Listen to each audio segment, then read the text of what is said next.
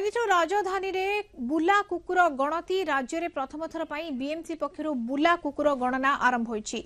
BMC पक्षर भोर 5टारू आरंभ होईछि गणति 25 तारीख पर्यंत बीएमसी 76 वार्ड रे गणना हेबो।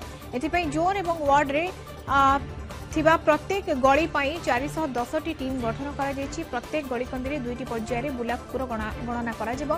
प्रथम पर्याय कुकुर गणति सेप्टेम्बर 18 रु 21 तारीख एवं द्वितीय पर्याय 22 रु 25 तारीख पर्यंत चलिबो।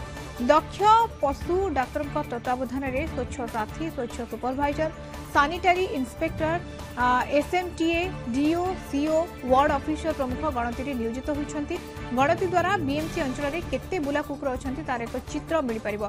ए कुकुर गणनार मुख्य उद्देश्य है कुकुर कामुड़ा ह्रास करने, रोग संक्रमण रोकवा और सड़क दुर्घटना और परिवेश प्रदूषण ह्रास करने।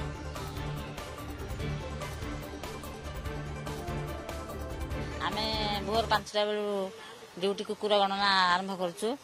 आम टीम रे आमे 2 जन विप्लविनी शतपथी एवं ममता प्रधान। प्रति लेन आमको आज 9टा लेन करछु।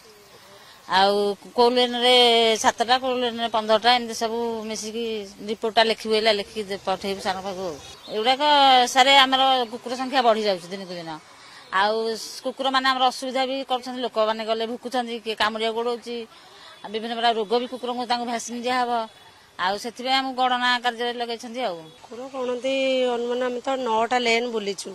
9टा लेन में जी थे हाराहारी माने 50टा कि 60टा सरकार एटा गणना कराऊँगी केतेटा माने सेटा स्टेरिलाइज अनस्टेरिलाइज केते जन बंध्याकरण होती केते जन होना से गोटे कराई योजना।